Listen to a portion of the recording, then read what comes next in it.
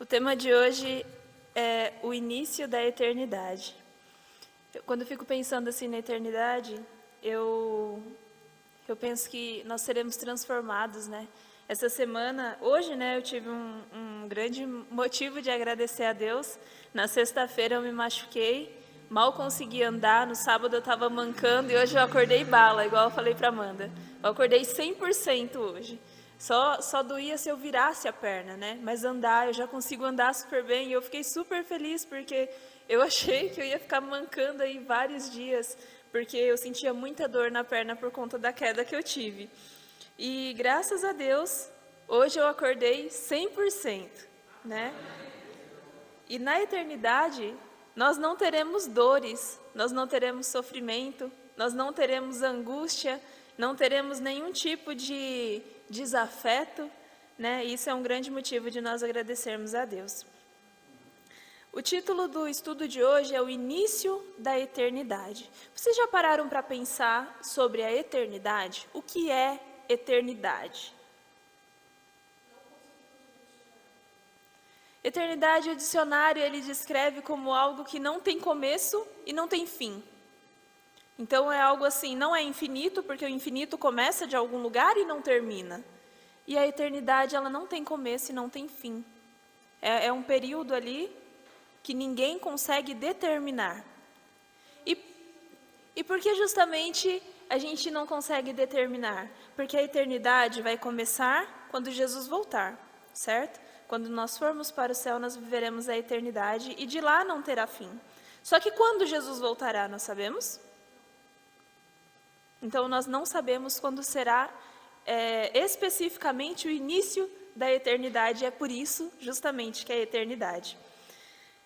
Esse mundo, ele vai acabar.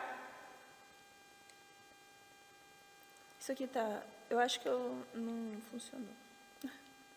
Funcionou sim. Esse mundo, ele vai acabar. Ele vai ser transformado. Esse que nós conhecemos, ele vai ser destruído. E depois ele vai ser reformado. Então, esse mundo que nós conhecemos, ele vai acabar. Mas vai acabar de que forma? E vai acabar quando?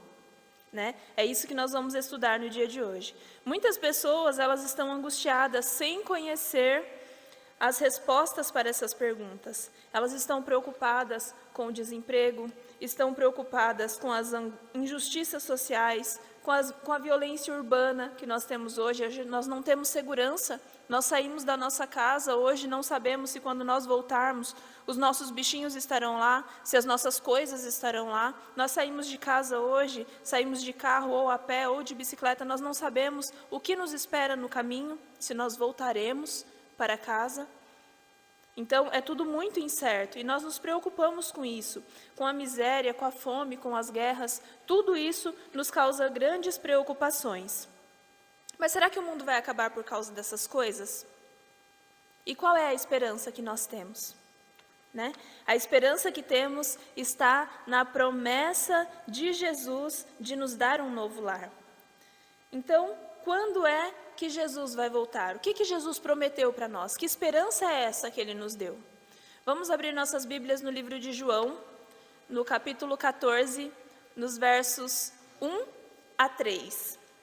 Que maravilhosa promessa Jesus fez para a gente. Por que nós podemos ter essa esperança? Esse é um versinho bem comum, na verdade, a gente já sabe de cor, né? Que promessa que Jesus fez?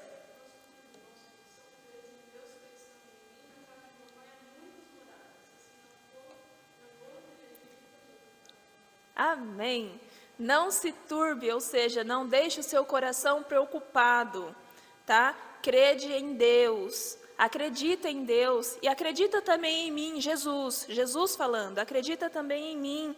Na casa de meu pai tem muitas moradas. Se não fosse assim, eu não teria dito nada para vocês, né? Eu não vou convidar vocês para almoçar lá em casa se não tiver almoço. Então, se eu não tiver almoço, eu nem vou falar nada com vocês. Então, Jesus está falando assim, ó, na casa de meu pai tem muitas moradas. Se assim não fosse, eu teria dito. Não tem. Mas ele disse Na casa de meu pai tem muitas moradas. Eu vou preparar um lugar para cada um de vocês. E quando eu for e vos preparar lugar, o que ele falou? Eu voltarei e vos receberei para mim mesmo, para que onde eu estou, estejais vós também. Que promessa maravilhosa, né? E aí, os discípulos de Jesus se angustiaram, né? Quando Jesus falou assim, voltarei e vos receberei, eu vou preparar um lugar para vocês. E aí os discípulos se angustiaram, perguntando assim, quando você voltará? Quando que vai acontecer essas coisas? Em Mateus 24, no verso 3, nos diz assim, quando os discípulos eles estavam assentados no Monte das Oliveiras, eles se aproximaram dos discípulos, em particular, e lhe pediram assim, dize-nos quando sucederão essas coisas e que sinal haverá da sua vinda e da consumação do século. Então, que pergunta os discípulos fizeram para Jesus? Jesus, o Senhor está falando que o Senhor vai embora, mas que o Senhor vai voltar, vai preparar um lugar para a gente? Quando é que vai acontecer essas coisas? Que sinais nós teremos? Quando nós saberemos que tudo isso vai estar acontecendo realmente? Em que data o Senhor vai voltar? Quando? Fala para a gente quando o Senhor vai voltar. E aí, Jesus disse para eles assim, em Mateus 24, 36. Jesus disse, mas a respeito daquele dia e hora, ninguém sabe, nem os anjos do céu, nem o Filho, senão o Pai. É bom a gente saber a data das coisas? Sim, é muito bom a gente saber a data das coisas. Então, por que será que Jesus não disse, que Deus não revelou a data que ele ia voltar especificamente? Você já deixou alguma coisa para fazer de última hora? Fala assim, eu tenho ainda um mês. Quando estiver mais perto, eu vou fazer. Eu vou avisar assim com 2 meses de antecedência para a pessoa ir se preparando. Daí ela fala assim, ainda tenho 2 meses, quando estiver mais perto eu me preparo. Eu falei para a Amanda essa semana, a Amanda está rindo ali porque eu tinha um artigo para entregar até o dia 25 de maio, 23 de maio, e ele foi prorrogado. Daí eu falei assim, opa, eu tenho até o dia 12 de junho para entregar. E aí dia 12 está chegando. E aí, o que aconteceu? Eu falei para ela, ela falou assim, Cid, eu já cansei de te cobrar, de você fazer isso daí. Eu já cansei de falar para você fazer, e eu não quero ver você louca, estressada por conta disso. E hoje eu falei para ela, Amanda, eu consegui ter uma ideia do que eu vou fazer, e essa semana eu vou estar estressada, porque eu tenho que entregar essa semana. Então, assim, chegou na última hora, e eu não preparei da forma que eu deveria preparar. Então, Deus, ele não deixou determinada essa data específica, assim, eu virei no dia 22 de outubro de 1844. Ele não deixou essa data, por quê? Para que aqueles que estão se preparando não se percam, e aqueles que têm o costume de deixar para a última hora, não deixem de se preparar, porque a preparação para a volta de Jesus tem que ser quando? Diária, é a cada dia. Esse é o segundo ponto. O primeiro ponto é que a preparação tem que ser diária. A gente tem que buscar a Deus. Nós sabemos que não existe essa ideia de uma vez salvo, salvo para sempre. Me batizei, desci as águas batismais, estou livre do pecado, estou com o passaporte carimbado para o céu. Infelizmente não é assim. Não é somente o batismo que faz de nós merecedores do céu. Nós não somos merecedores do céu. Então, nós temos que buscar cada dia ali a nossa preparação, a nossa comunhão, porque só serão convidados os amigos íntimos de Jesus para essa grande festa. Então, nós temos que ser esses amigos íntimos de Jesus para sermos convidados para essa festa. Porque ele não vai querer nenhum penetra na festa dele, não vai ter nenhum desconhecido. Porque aqueles que chegarem na porta e falar assim, Senhor, eu preparei lá aquele dia a roupa para o Senhor vestir. Eu falei, quem é você? Não te conheço. Então, na festa só entra quem é conhecido, quem é convidado. E só é convidado Quem é conhecido, ninguém manda uma carta para um estranho falando assim, ó, vem para a minha festa. Então, justamente. Então você precisa ser íntimo de Jesus para você ser convidado para esse grande dia. E o segundo ponto, o irmão Zezé já adiantou para a gente, que a gente não sabe do dia de amanhã. Né? Nós não sabemos o que nos espera quando nós saímos de casa. Nós não sabemos se quando nós nos deitarmos, nós nos levantaremos no dia seguinte. Essa dádiva é misericórdia de Deus, essa vida. O despertar toda manhã é misericórdia de Deus. É dádiva que Deus nos dá. Então, quando alguém morre, o destino dela já está selado. Não tem mais o que ela fazer. Se ela estava bem com Deus quando ela morreu, está salva. Se ela estava de mal com Deus quando ela morreu, ela está perdida. Por quê? Porque depois que ela morre, ela não consegue fazer mais nada. Porque a Bíblia diz para a gente que quando uma pessoa morre, a memória jaz no esquecimento. Então, só há esperança de salvação enquanto nós estamos vivos. Depois disso, não tem mais. Fechou a porta da graça. Então, embora Jesus não tenha deixado uma data, ele deixou para nós alguns sinais que nos avisariam quando ele estivesse vindo, né? E que sinais foram esses? Quais são os sinais que anunciam a volta de Jesus?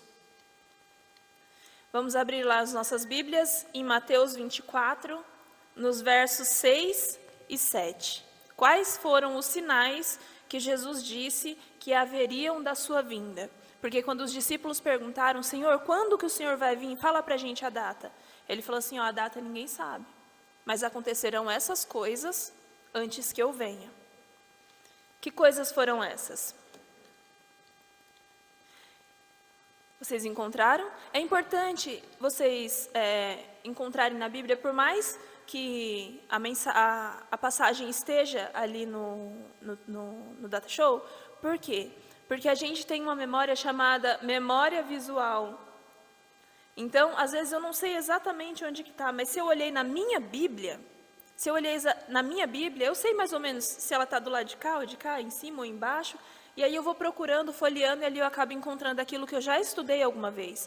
Então, se você tiver com a sua Bíblia, abra a sua Bíblia, por mais que eu vá ler o texto aqui, abra a sua Bíblia, se for possível, marca lá, porque essa semana que nós temos, esses domingos especiais, eles são estudos bíblicos, todos nós já sabemos disso aqui, mas a gente esquece de algum detalhe ou de outro, e é para isso que nós estamos estudando, tá?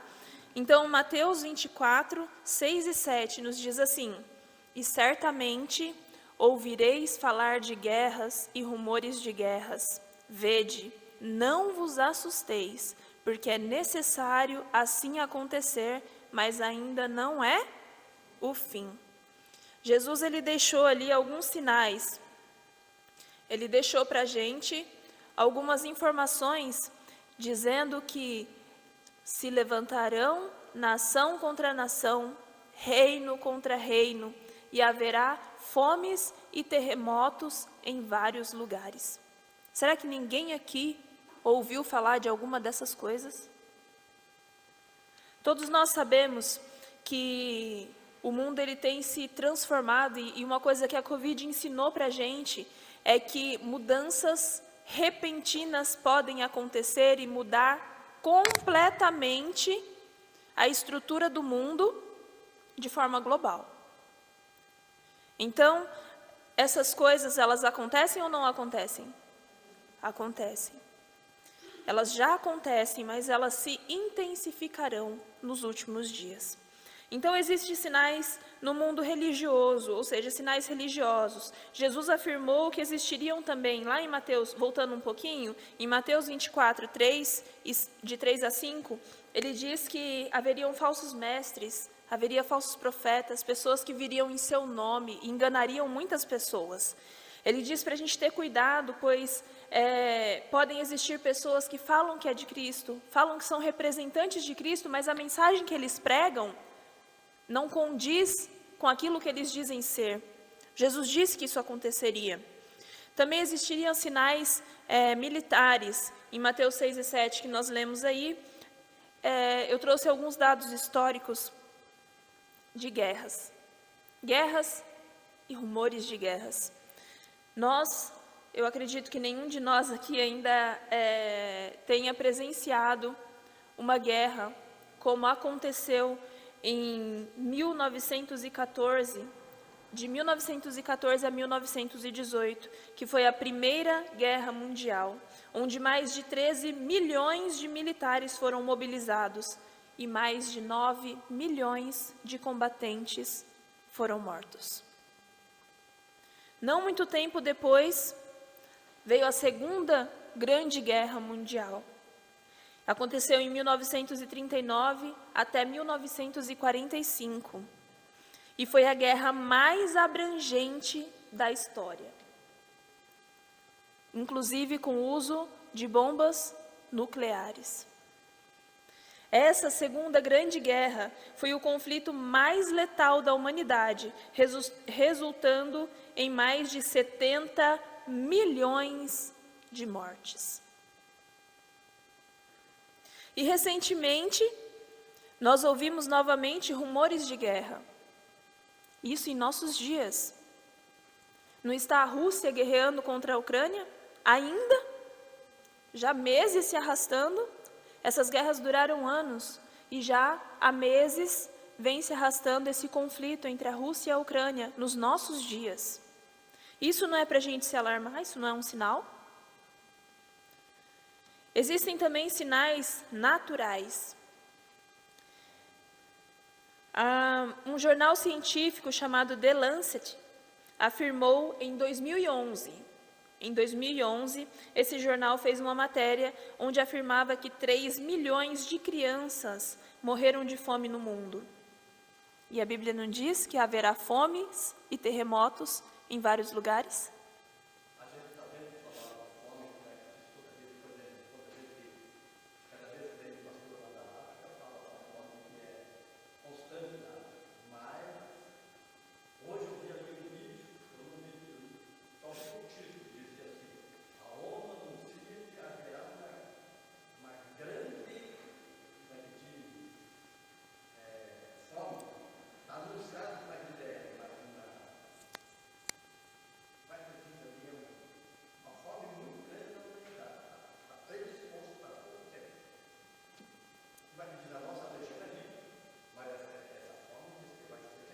Mas se Deus fechar as comportas dos céus e impedir que a chuva caia, nada que brota do chão,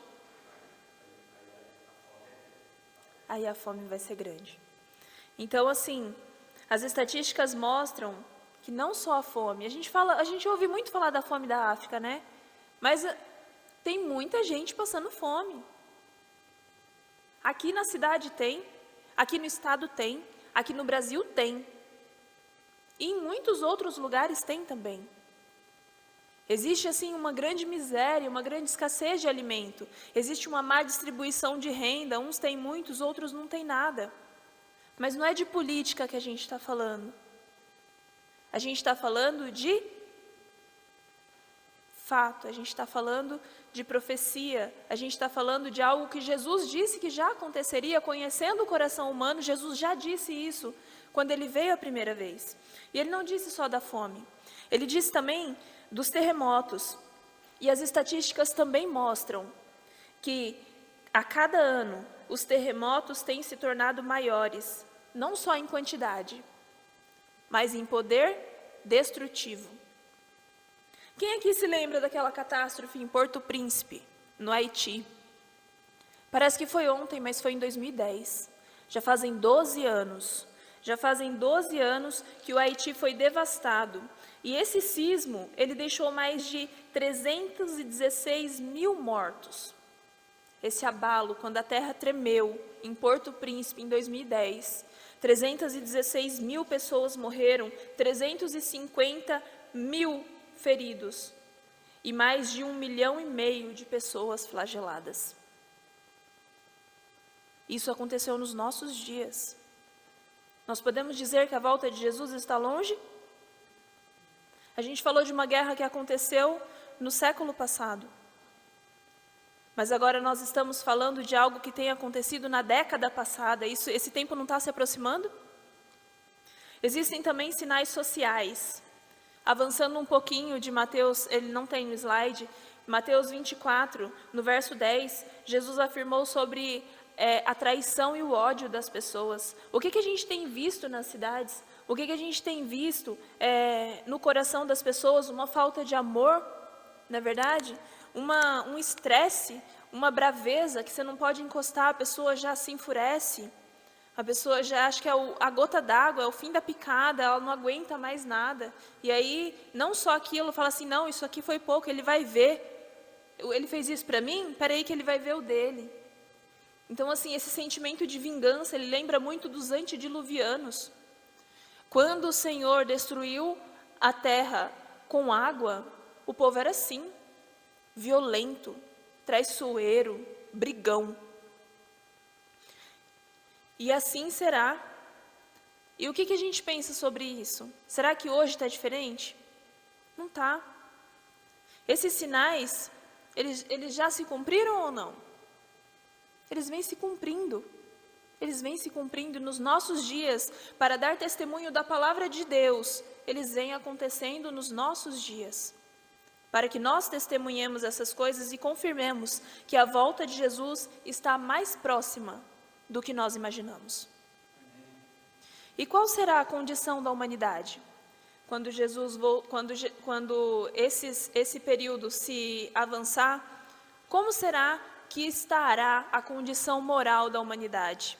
Abra sua Bíblia em 2 Timóteo, capítulo 3, versos de 1 a 5.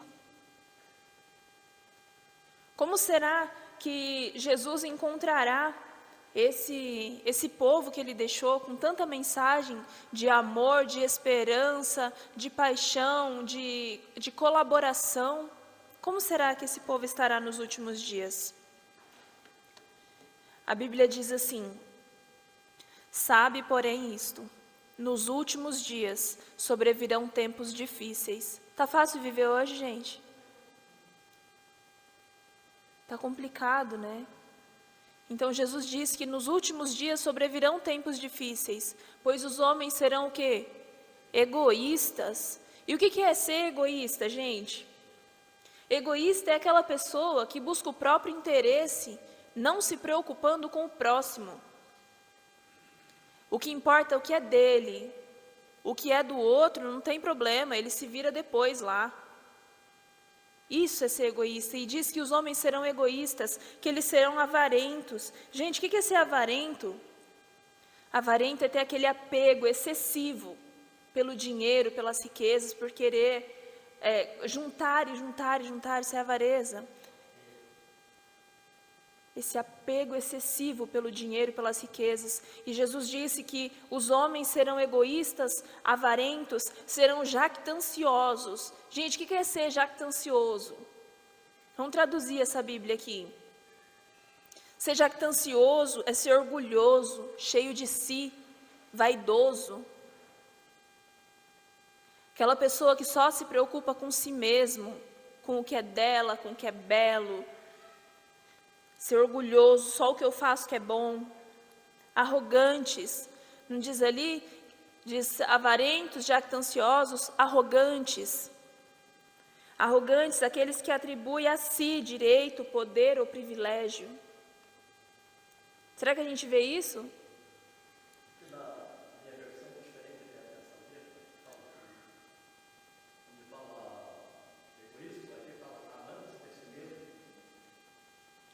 Só se preocupa com si mesmo.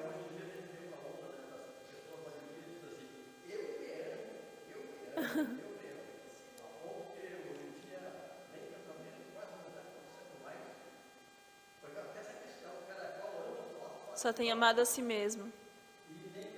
E Jesus disse, ame ao teu próximo, porque não é errado amar a si mesmo. Não é errado. Mas Jesus disse assim, ame ao teu próximo como você ama a si mesmo. Então você se ama tanto assim, então dê desse amor ao teu irmão. Então, esse amor, Jesus ele já dizia que a gente tinha mesmo. A gente tem que ter amor próprio, porque aquele que não é capaz de amar a própria vida, não é capaz de amar o teu irmão. Mas Jesus disse que ame ao teu próximo como você ama a si mesmo. A Bíblia também diz que nos últimos dias, os homens seriam blasfemadores. O que seria blasfemadores? Blasfemadores são aquelas pessoas que menosprezam aquilo que é considerado sagrado.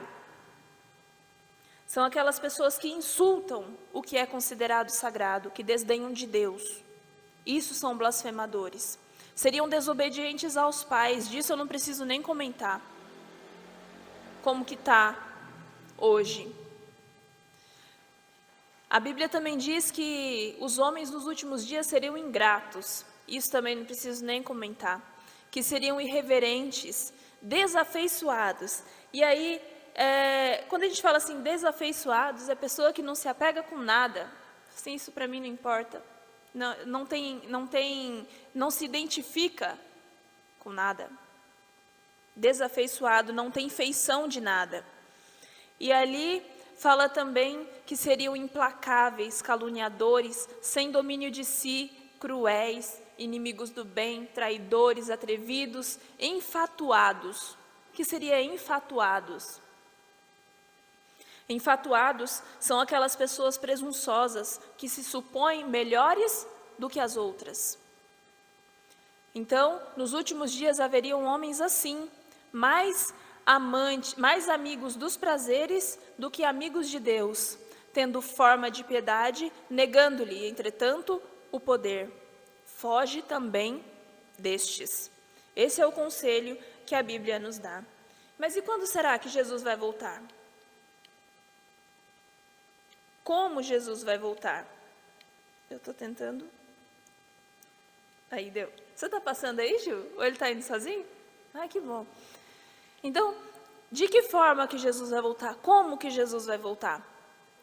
Continue aí em Mateus, no capítulo 24, no verso 30, que diz o seguinte: Então aparecerá no céu um sinal do Filho do Homem. Todos os povos da terra se lamentarão e verão o Filho do Homem vindo sobre as nuvens do céu com poder e muita glória. Nós cantamos no primeiro hino, fala assim: verei Jesus. A voz de Deus irá soar e no céu a sua glória surgirá. Né? A luz de Jesus vai brilhar e ali vai se expandir. Vai brilhar uma estrelinha ali e logo vai se abrir os céus e Jesus vai aparecer. Então, a Bíblia está dizendo aqui para a gente em Mateus 24, 30, que aparecerá um sinal do Filho do Homem aonde? No céu. E todos os povos da terra verão o Filho do Homem. Então, esse texto mostra para a gente, quando ele fala assim, verão o Filho do Homem, ele mostra para a gente de maneira bem clara que a volta de Jesus será visível. Ali diz que todos verão o Filho do Homem vindo sobre as nuvens do céu com poder e muita glória. Alguns anos atrás, foi lançado um filme chamado Deixados para Trás. Não sei quantos de vocês aqui assistiram, se já ouviram falar desse filme. Eu mesmo não assisti, mas a sinopse dele falava sobre uma crença famosa no meio cristão, que é a crença do arrebatamento secreto. Alguém aqui já ouviu falar sobre o arrebatamento secreto? Que diz que Deus vai vir e vai levar secretamente aqueles que estão salvos e ninguém vai ficar sabendo. Mas o texto de Mateus, ele fala que não. Ele fala que Jesus virá nas nuvens do céu e todos verão. No filme, ele mostra pilotos que de repente são arrebatados, deixando o avião sozinho, sem ninguém para pilotá-lo. Gente, será que só tinha gente perdida nesse avião? Só o piloto se salvou? Então, o restante que estava lá da tripulação, os passageiros, né? A gente percebe que algumas coisas não fazem sentido à luz da Bíblia. A Bíblia garante que não será dessa forma. A volta de Jesus será o evento mais impactante da terra. Será algo que ninguém nunca imaginou. Se a gente pensa numa coisa grande, num evento grande, vai ser maior. Porque Deus, Ele está pronto para nos dar muito mais do que aquilo que nós imaginamos, do que nós pedimos. E aí, quantos verão a gloriosa volta de Jesus? Apocalipse, capítulo 1, no verso 7, marque na sua Bíblia. Quantos verão a gloriosa volta de Jesus? Apocalipse diz para a gente que Jesus vem nas nuvens, Ele vem com poder e grande glória, e todo olho verá, inclusive aqueles que o traspassaram. Os algozes de Jesus vão acordar para ver Ele voltando como Rei dos Reis e Senhor dos Senhores. E todas as tribos da terra se lamentarão sobre Ele, certamente. Amém. Assim diz o texto bíblico. E aí eu pergunto, qual que é o objetivo da volta de Jesus? Para que Jesus voltará? Qual a razão dele voltar aqui na terra, onde ele foi tão humilhado, onde ele foi morto, tão assim, de forma tão cruel? Por que ele vai voltar? Amém. Para buscar a cada um de nós. O objetivo da volta de Jesus está descrito em Mateus, ainda no livro de Mateus, no capítulo 16, no verso 27. Ele vai voltar porque ele prometeu uma coisa para mim, prometeu uma coisa para você, Hélio. Ele prometeu uma coisa para o Juarez, para a Cida, para o Zezé, para a Amanda. Ele prometeu uma coisa para o Aparecido, ele prometeu para a Edna e prometeu para a Irene. Por isso que ele vai voltar.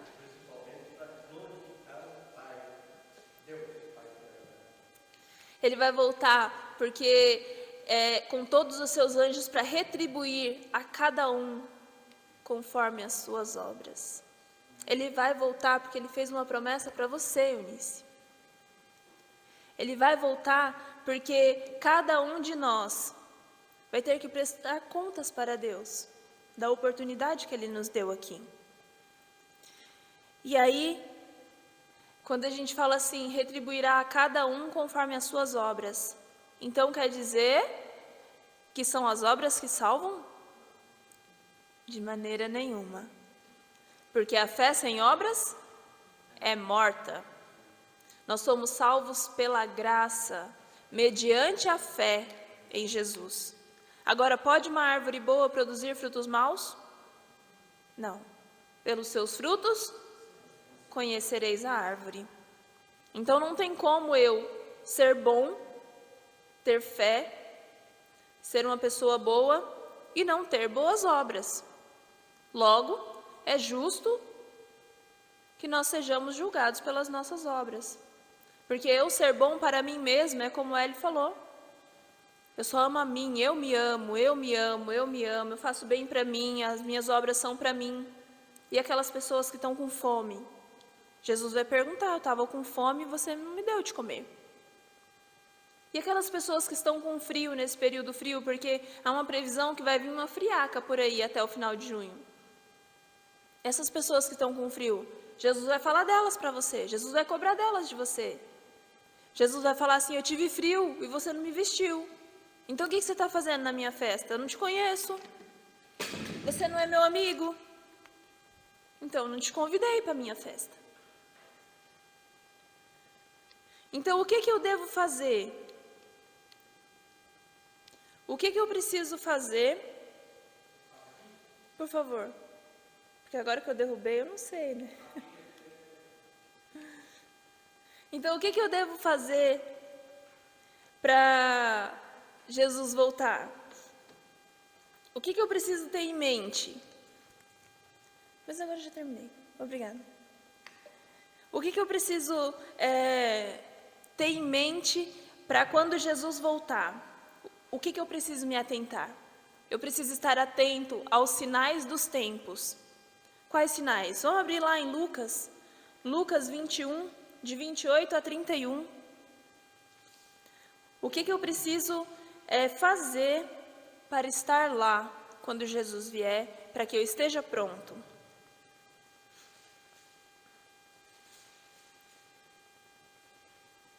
Vocês encontraram? Lucas, capítulo 21. Esse daqui é menorzinho, né? Mais difícil colar lá, né? Lucas, capítulo 21, versos 28 até o 31.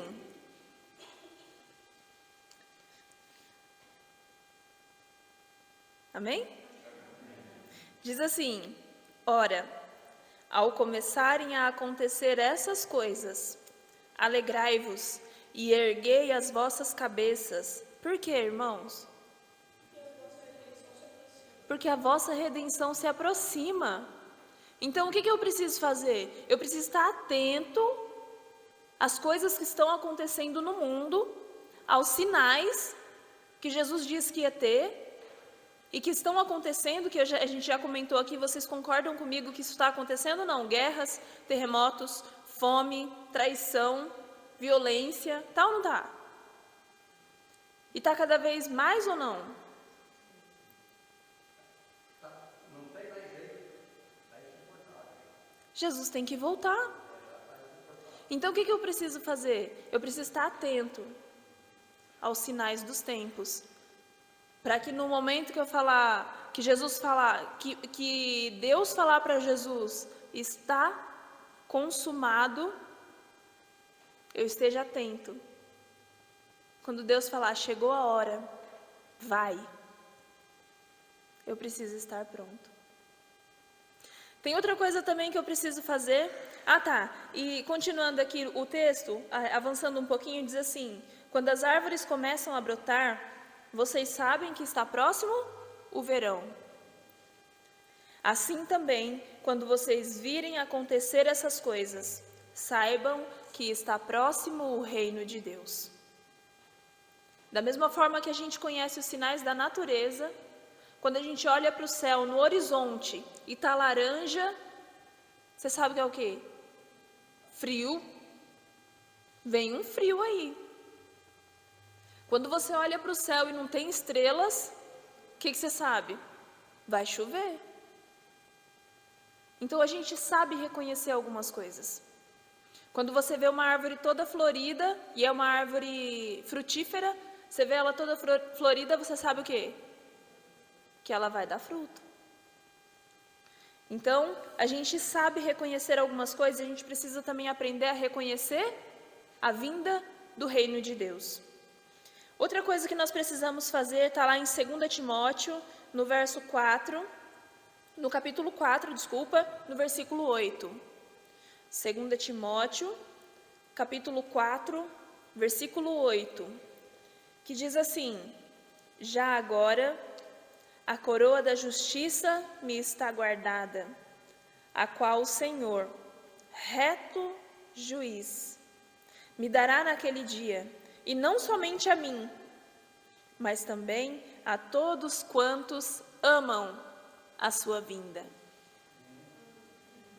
Paulo, ele tinha tanta certeza da salvação dele, ele tinha tanta certeza que Jesus viria ali nos tempos dele, que ele falava assim: ó, a minha coroa já está pronta, a minha coroa já está guardada, e quem vai me dar é o Senhor, que é um juiz justo, diferente desses que a gente tem na terra hoje, mas é um justo juiz, e ele me dará naquele dia, mas não somente a mim, Cidiane, ele vai dar para você, Zezé, ele vai dar para você, Amanda, ele vai dar para você, Eunice, Edileuza, me desculpe, vai dar para você, Hélio, vai dar para você, Cida, Juarez, Edna, Irene, Gil, Aparecido, não somente para mim, mas para cada um de nós,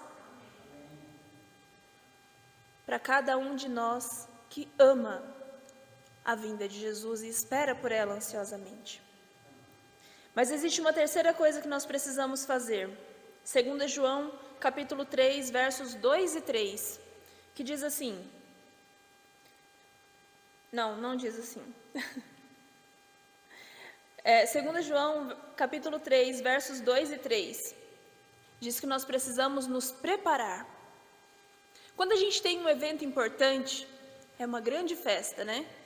há uma grande festa, e aí o que você faz? Você fala assim, eu fui convidada, tá, eu preciso me preparar, então eu vou fazer cabelo, eu vou arrumar uma roupa, eu vou comprar o ingresso, eu vou escolher ali, se eu for fazer alguma participação nessa festa, eu vou ali estudar a minha fala, eu vou, me preparar realmente, porque é uma festa grande, não é um eventozinho qualquer. Então, se eu tenho um evento grande para fazer, o que eu preciso? Me preparar. Então, em 2 João, capítulo 3, versos 2 e 3, ela diz que nós precisamos nos preparar. 2 João, desculpa. Não, então é 1ª, marquei errado. Capítulo 3, versos 2 e 3. Diz que nós precisamos nos preparar para esse encontro. E existe mais uma coisa que nós precisamos fazer. Está em Mateus 24, no verso 14, que diz assim: e esse evangelho do reino será pregado em todo o mundo, para testemunho a todas as nações. Então virá o fim. Então, o que eu preciso fazer? Qual que é a 4ª coisa que eu preciso fazer? É ajudar na pregação do Evangelho. É isso que nós precisamos fazer. Nós precisamos estar atentos aos sinais dos tempos, para que quando nós virmos acontecer essas coisas, nós não entremos em pânico. Porque Jesus diz para a gente levantar as nossas cabeças, porque o que está se aproximando é o quê? É a destruição do mundo? Não, é a nossa redenção. Então nós precisamos estar alegres. Se nós reconhecermos os sinais que Jesus nos tem dado da sua vinda, nós vamos nos alegrar ao invés de nos desesperar. Nós precisamos amar a vinda de Jesus, porque a coroa da justiça já está aguardando a cada um de nós que ama a vinda de Jesus. Nós precisamos nos preparar a cada dia para esse encontro, porque nós não sabemos do dia de amanhã.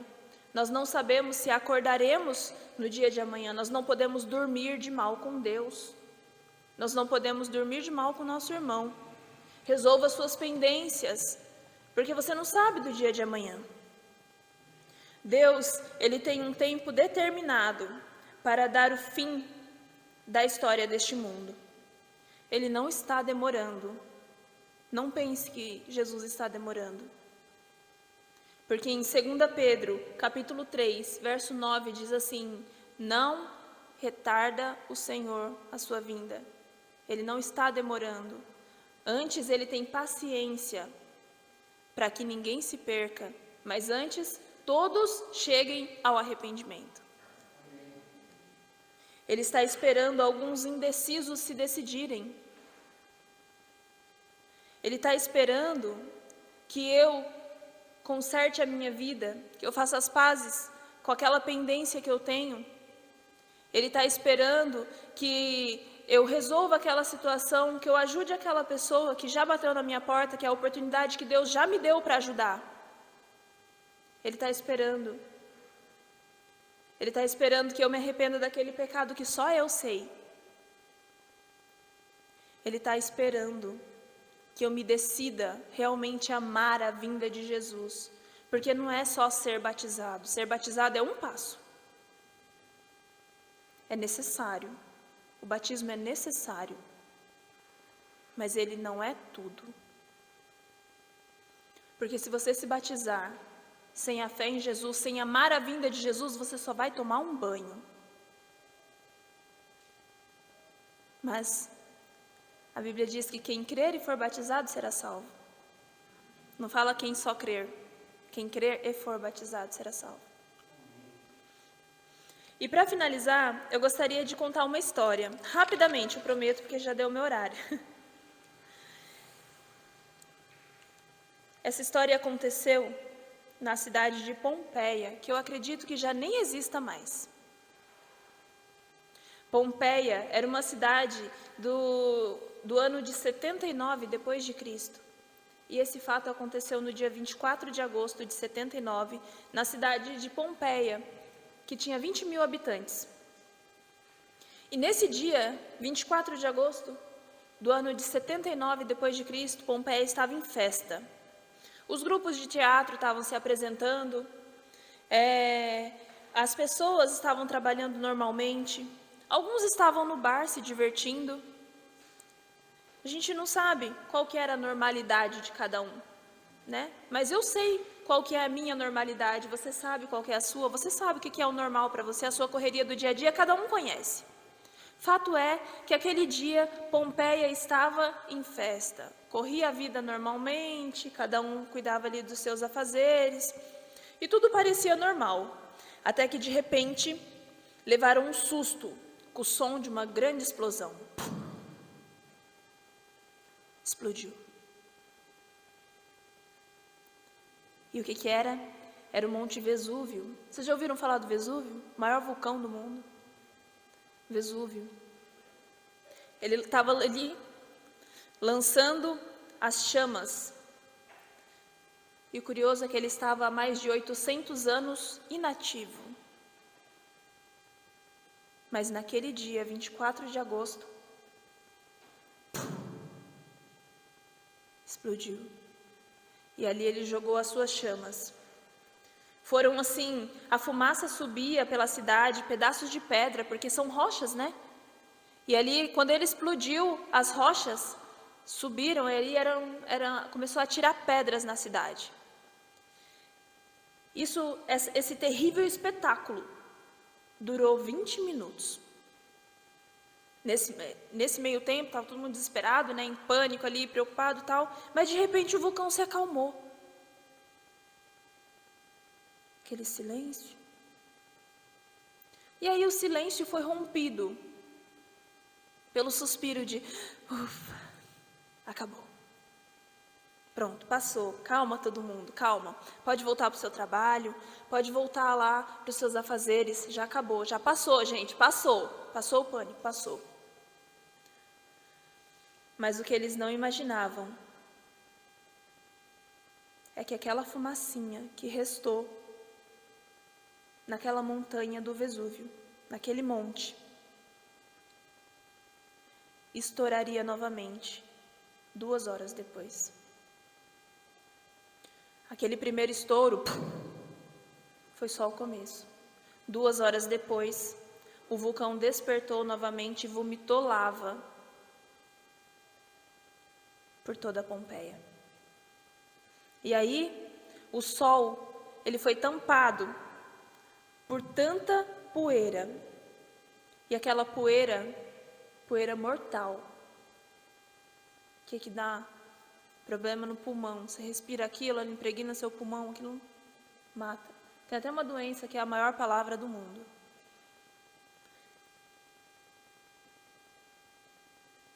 E tomou conta do céu. E o desespero tomou conta de todos os moradores. E aí eles queriam fugir. Não, vamos fugir de Pompeia, mas e agora? Já era tarde demais. Eles haviam desprezado os sinais. Foi só um susto, gente, foi só um susto. Pode voltar para os seus afazeres.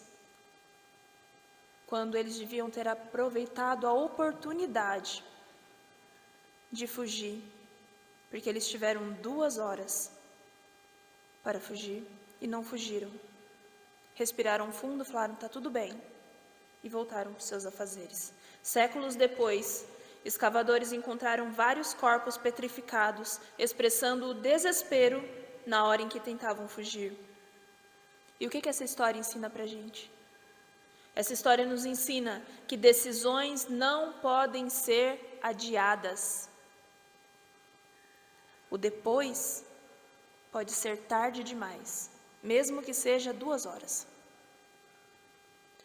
Decisões não podem ser adiadas. Os sinais do fim do mundo estão claros e estão se cumprindo. A pergunta é: você está levando a sério esses sinais? Você tem percebido a brevidade da vinda do Senhor? E se Jesus voltasse hoje, em qual grupo você estaria? Entre os salvos felizes ou entre os perdidos desesperados? Hoje é o dia de você decidir em qual grupo você quer estar naquele grande dia. Que para você pode ser hoje, para mim pode ser hoje, pode ser amanhã, pode ser a qualquer momento. Não percamos a oportunidade de fazer as pazes com Deus. E ao percebermos essas coisas, que nós ergamos as nossas cabeças para receber o Senhor com alegria, porque o que aproxima não será a destruição do mundo, mas a nossa redenção. Que Deus nos abençoe na noite de hoje e que cada um de nós possa decidir.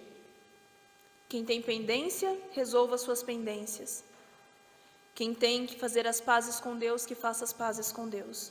Quem precisa se decidir, que se decida hoje. Porque 2 horas pode ser tempo demais.